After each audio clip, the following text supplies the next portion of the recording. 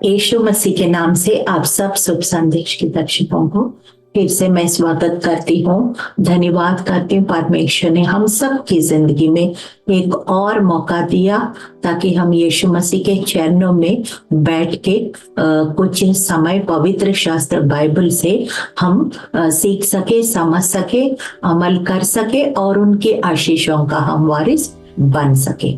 छोटी सी प्रार्थना के साथ इस कार्यक्रम को हम शुरुआत करेंगे।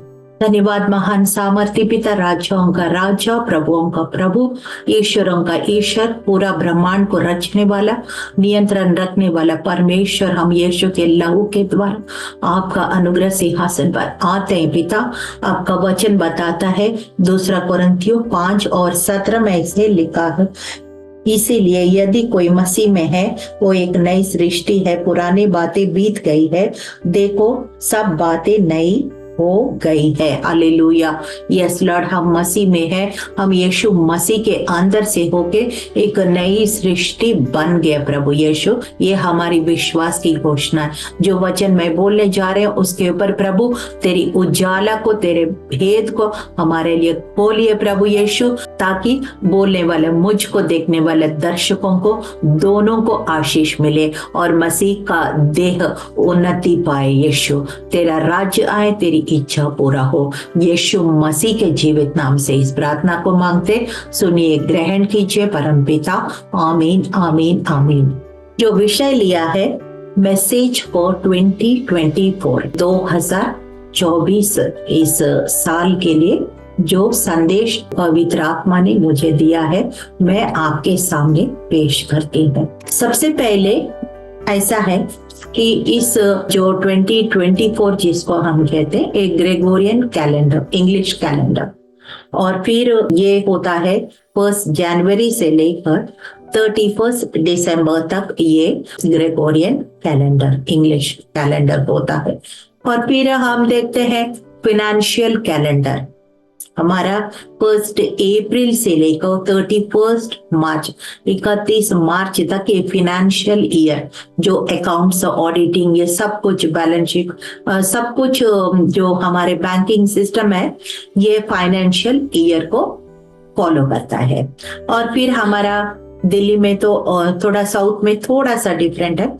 दिल्ली में तो ये एकेडमिक ईयर वो भी 1 अप्रैल, 1 अप्रैल पहले से 31 मार्च तक होता है। इस तरह से अलग अलग तरीके से साल को गिना जाता है। और फिर हम हिब्रू कैलेंडर में देखें, जूइश उस हिब्रू साल को देखेंगे तो ये 5784 और इनका जो हिब्रू जूइश कैलेंडर जो है वो सितंबर महीने से होता है। शुरुआत होता है ये 5784 जो है, जब से आदम और हवा जो पहला नर और नारी को सृष्टि किया, उस समय से लेकर 5784 कहना जाता।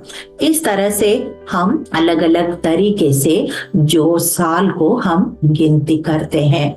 और फिर हम लोग 2024 में आए तो ये 21st सेंचुरी है, 21वां दशक है ना, ऐसे बोलते हैं ना।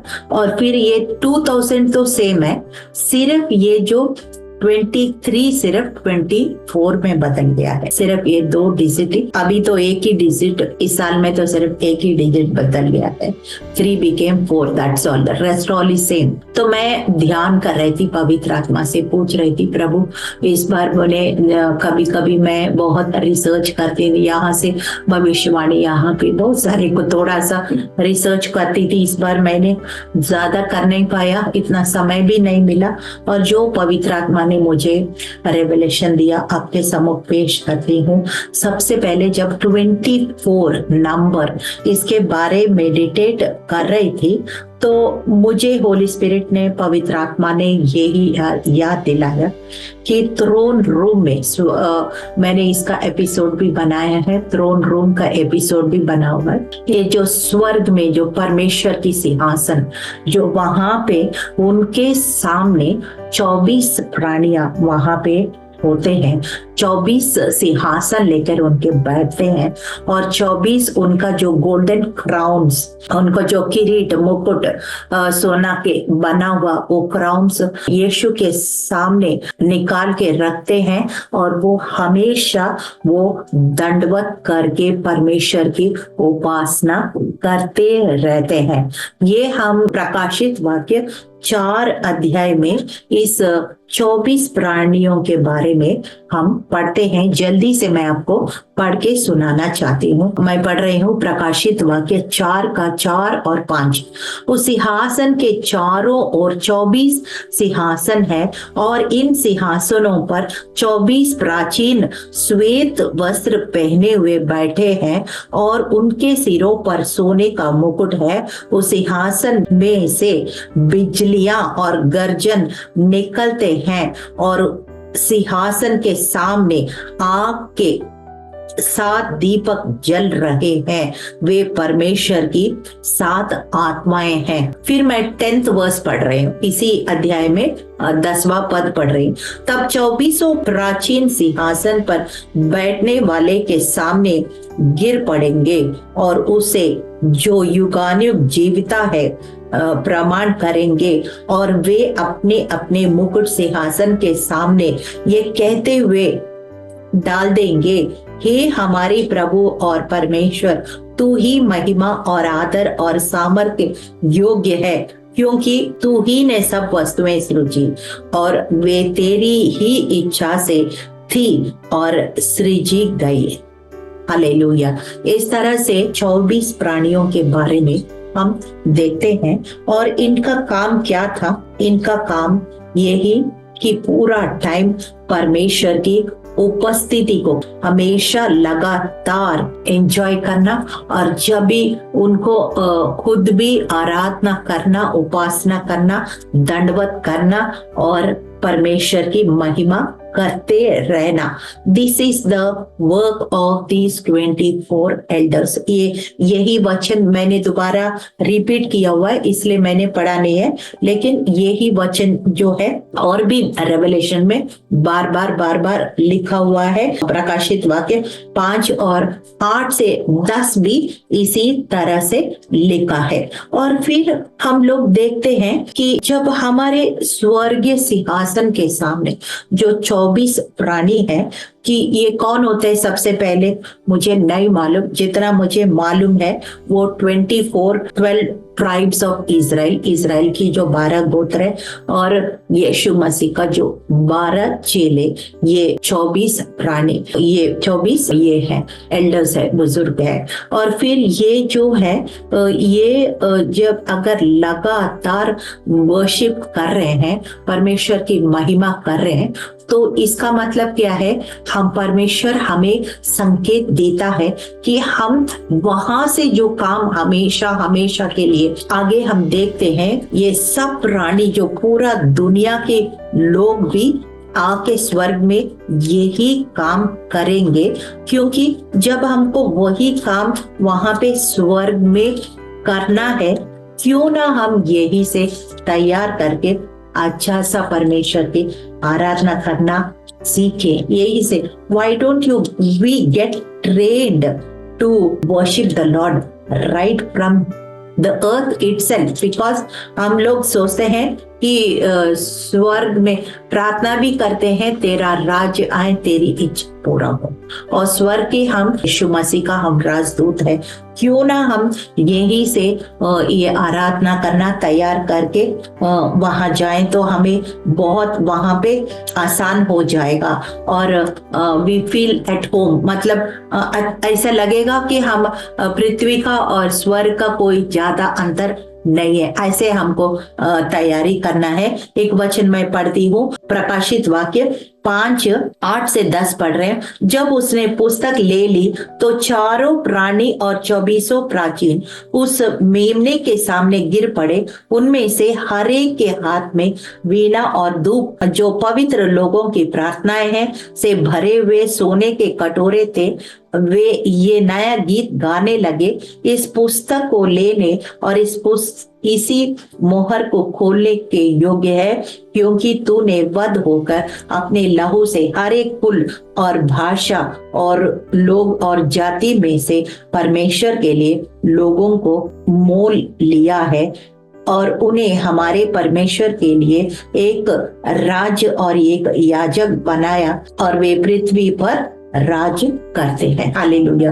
तो हर एक कुल से, हर एक गोत्र से, हर एक लोग जो यीशु के संतान बन गए हैं, और वो सबका यही काम है जो 24 प्राचीनों कर रहे हैं। तो क्यों ना हम भी यहाँ से तैयार होके ना जाएं, ताकि हम अच्छा सा वहां कुल के आजादी से, खुशी से हम वो काम करें जो 24 प्राणी ऑलरेडी अभी इस वक्त स्वर्ग में लगातार कर रहे हैं। आपको एक दो वचन और बताती हूँ, हमको क्यों स्तुति आराधना करना है। भजन संहिता 22 और 3 में लिखा है, परंतु जो इज़राइल की स्तुति के सिंहासन पर विराजमान है, तू तो पवित्र है। तो जब हम स्तुति आराधना करते हैं, क्यों हम करना है? क्योंकि जब स्तुति आराधना दिल से करते हैं, वहां पे आत्मिक रूप में, द स्पिरिचुअल रेल्म, आत्मिक रूप में वहां पे परमेश्वर की सिंहासन लग जाता है। That is what the word of God says. यही परमेश्वर का वचन कहता है। भजन संहिता 27 का 13, Psalm 27:13, यदि मुझे विश्वास ना होता कि जीवितों की पृथ्वी पर यहोवा की भलाई को देखूंगा, तो मैं मूर्छित हो जाता। कि ये भजन लिखने वाला कहता है कि मैं जिंदों की जमीन पर परमेश्वर की भलाई को देखना, जिंदों के जमीन पर विश्वास को देखना है। जब मैं जीवित हूं तब भी परमेश्वर की उपस्थिति को महसूस करना है, तभी मैं परमेश्वर के सिंहासन को लगते हुए देखना है।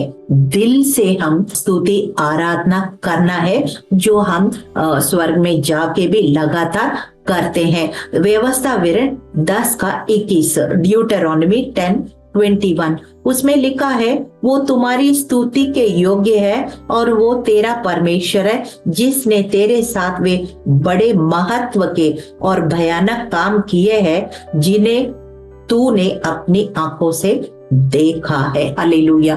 So when we praise and worship, God will fight our battles. हमारे युद्ध को परमेश्वर यहोवा लड़ेंगे, हमारे साथ में होके, खड़े होके हमारे युद्ध को लड़ेंगे, और हम अद्भुत बातें हमारे जीवन में होते देखेंगे। आपको पता है, बहुत सारे ऐसे उदाहरण है, जब हम उनकी स्तुति आराधना करते हैं, शत्रु का डेरे में हलबली मच जाता है और फिर हमको युद्ध लड़ना नहीं पड़ता है, हमें विजय ऐसे ही प्राप्त होती है। पहला पत्रस 2:9 में लिखा है, पर तू एक चुना हुआ वंश है, राजपदारी, याजकों का समाज, पवित्र लोग और परमेश्वर की निज प्रजा हो, इसलिए कि जिसने तुम्हें अंधकार में से अपनी अद्भुत ज्योति में बुलाया, उसके गुण प्रकट करो। कि परमेश्वर की इच्छा है, हमें बनाया इसलिए कि हम उसकी स्तुति गुण गाएं, हम उनके लिए गवाही बने, हम उनका नाम को ऊंचा करें। हालेलुया। तो this is what the 24 elders are doing now in heaven, and this is what we are going to do when we go to heaven. So we have to more and more praise and worship God. हम जितना हो सके, जैसा भी परिस्थिति, कैसे भी मन में लग रहा, हम केवल स्तुति आराधना दिल से करना ना छोड़े, उनका भलाई को गिनना ना छोड़े। अब कभी कभी हमें लगता है क्या पूरा टाइम एक ही गाना गाए, तब हम मेडिटेट करेंगे कि उनका भलाई को, उनकी फेथफुलनेस को, उनकी वफादारी को, उनकी आश्चर्य कर्मों को हमारा जीवन में हम एहसास करेंगे। When we remember, when we count those blessings, then we are ready to praise and worship Him. ऐसे हो जाता है कि हम सच में दिल से हम फिर उनकी आराधना करने लग जाते हैं। इसलिए Psalm 103 में लिखा है कि हे मेरे मन यहोवा को धन्य कर, जो कुछ मुझ में है उनको धन्यवाद कर, उनकी कारों को नहीं भूलना है। हालेलुया। तो नेक्स्ट पॉइंट मैं ये बताना चाहती हूँ, जब 12 ट्राइब्स ऑफ इज़राइल, इज़राइल की 12 गोत्र का 12 लोग हैं और यीशु मसीह का जो 12 चेले हैं, वो मैं सोचती हूँ if you see it in a different way, ये एक पुराना नियम और एक नया नियम, ये दोनों मिलके एक नया कलीसिया शुरू हो गया है। हालेलुया। उदाहरण के लिए एफिसियों का 3 से पढ़ती हूँ, अर्थात ये कि ये भेद मुझ पर प्रकाश के द्वारा प्रकट हुआ, जैसे मैं पहले ही संक्षेप में लिख चुका हूँ, जिससे तुम पढ़कर जान सकते हैं कि मैं मसीह का वो भेद कहाँ तक समझता हूँ, जो अन्य समयों में मनुष्यों की संतानों को ऐसे नहीं बताया गया था, जैसा कि आत्मा के द्वारा अब उसके पवित्र प्रेरितों और भविष्यवक्ताओं पर प्रकट किया गया है। अर्थात ये कि मसीह यीशु में सुसमाचार के द्वारा अन्य जाति लोग मिरास में साझी और एक ही देह के और प्रतिज्ञा की भागी है। मैं परमेश्वर के अनुग्रह के उस दान के अनुसार जो उसकी सामर्थ के प्रभाव के अनुसार मुझे दिया गया, उस सुसमाचार का सेवक बना। मुझ पर जो सब पवित्र लोगों में से छोटे से भी छोटा हो, ये अनुग्रह हुआ कि अन्य जातियों को मसीह के अगम्य धन का सुसमाचार सुनाओ। हालेलुया।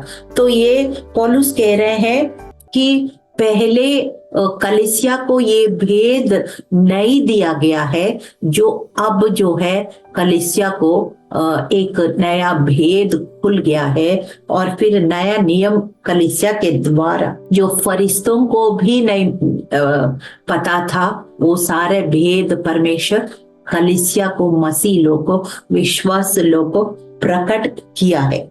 यही पौलुस बता रहे, जो मुझे छोटे से छोटे होके भी मुझे इतना भेद मेरे लिए प्रभु ने खोल दिया, ताकि मैं अन्य जातियों को भी ये सुसमाचार प्रकट कर सका। हालेलुया। तो इस प्रकार से नए नियम के द्वारा जो है ये मसीह का देह एक हो गया। जू and gentile became one new man. Efficiency 2:14-18 पढ़ेंगे तो, क्योंकि वो हमारा मेल है जिसने दोनों का एक कर लिया, अलग करने वाली दीवार को जो बीच में था ढा दी, और अपने शरीर में बैर अर्थात वो व्यवस्था जिसकी आज्ञाएं विधियों की रीति पर थी मिटा दिया, कि दोनों से अपना एक नया मनुष्य उत्पन्न करके मेल करा दे, और क्रूस पर बैर को नाश करके उसके द्वारा दोनों का एक देह बनाकर परमेश्वर से मिलाए।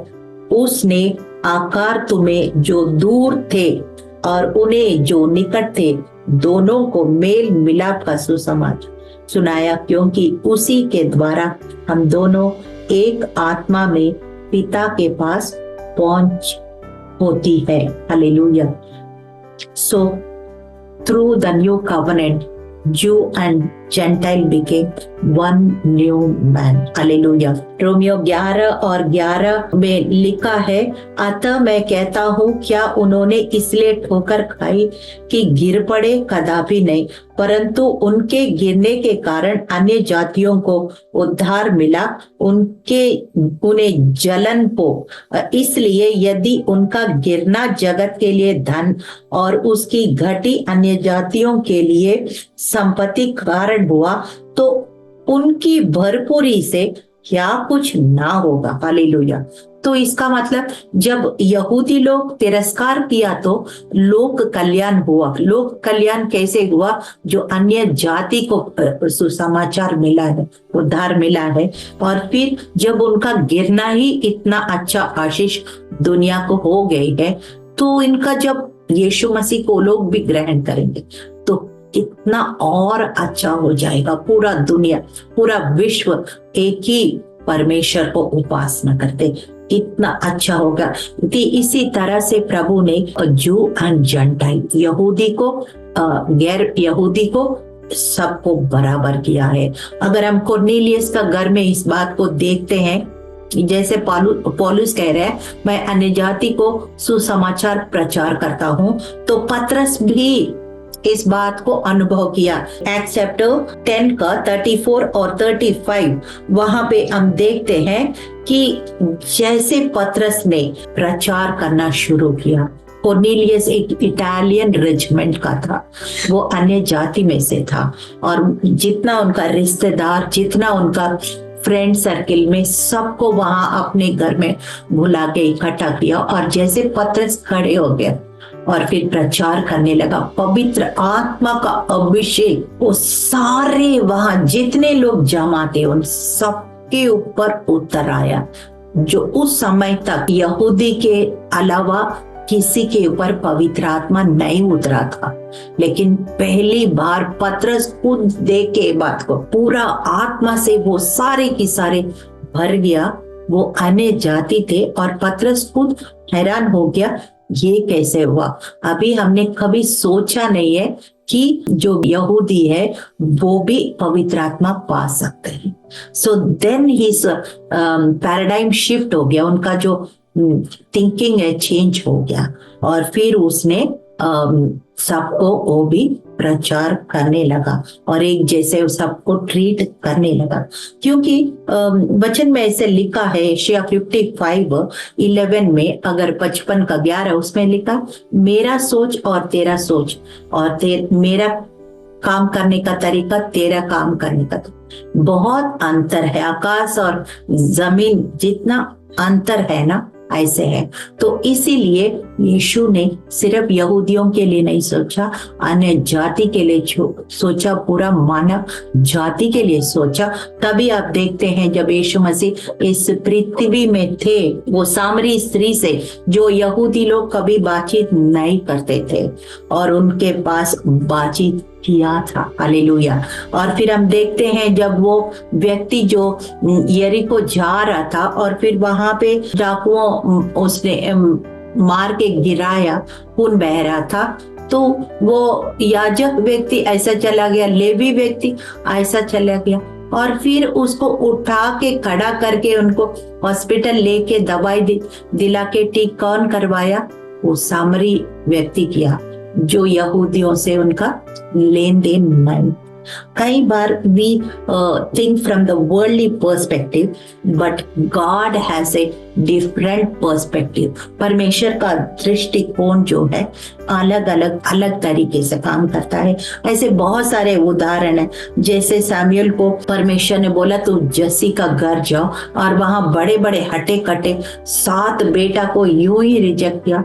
फिर सबसे छोटा और सारा वो चरवाहा, भेड़ बकरियों को, चरवाहा को बुला के दाऊद को उसने अनॉइंट किया। May be he was stinking, वो बदबू आ रहा था होगा उसके। इस तरह से Rahab was a prostitute, but God used her to hide the spies, वो जासूस को छुपाने के लिए।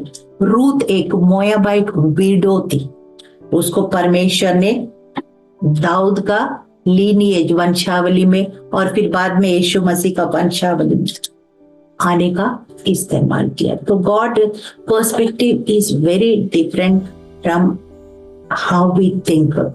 इसलिए मैं सोचती हूँ हम परमेश्वर की दृष्टिकोण में देखना सीखना है, अब दुनिया का दृष्टिकोण में नहीं, हम यीशु मसीह का वचन का दृष्टिकोण में देखना सीखना है। और लास्टली आखिरी में मैं एक शब्द बोलना चाहती हूँ। बहुत सारे जो नेगेटिव प्रोफेसीज भी हो रहे हैं दुनिया में, ऐसे होगा ऐसे होगा ऐसे होगा। हाँ, हो सकता है होगा, सारा कुछ अच्छा नहीं होगा, लेकिन मैं अपने आप को एनकरेज करती हूँ और ये एक वचन से आपको भी एनकरेज प्रोत्साहित करना चाहती हूँ। यशायाह 60 और वर्स 1 और 2, उठ प्रकाशमान हो क्योंकि तेरा प्रकाश आ गया है और यहोवा का तेज तेरे ऊपर उदय हुआ है।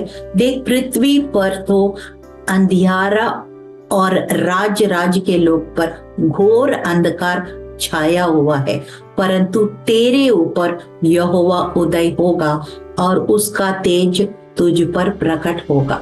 हाँ, this world is getting dark and dark and dark, day by day more darker, और अंधकार बढ़ते जा रहे। और वचन में लिखा है घोर अंधकार भी हो सकता है, लेकिन अगर यहोवा का भय मानते हो, आपके ओर यहोवा का तेज प्रकट होगा, चारों तरफ कैसा भी होगा, but we will be the reflector of God's glory and we will shine in the darkness. आप शादी में जाते हो ना, कभी ये जो लाइट्स जलाते हैं, शादियों में लाइट्स लगाते हैं, वो कहाँ चमकते हैं? दिन में लगाओ लाइट्स, वो चमकेगा नहीं, अंधियारा में बहुत सुंदर लगता है और अच्छा सा चमकता भी है। So God kept us like lights that lights in the dark world. Hallelujah.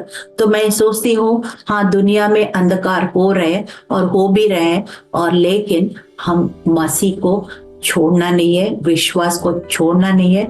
और जैसे 24 प्राणियों का काम क्या था, हमको भी यही से उस काम को करना है, लगातार प्रेज एंड वर्शिप करना है, लगातार गवाही बना, लगातार अपने जीवन के द्वारा उनकी महिमा करना है। और फिर अंत में ये यहूदी और गैर यहूदी, Jew and Gentile become one new man, and every tribe, every tongue, they all have to gather in the same place. Hallelujah.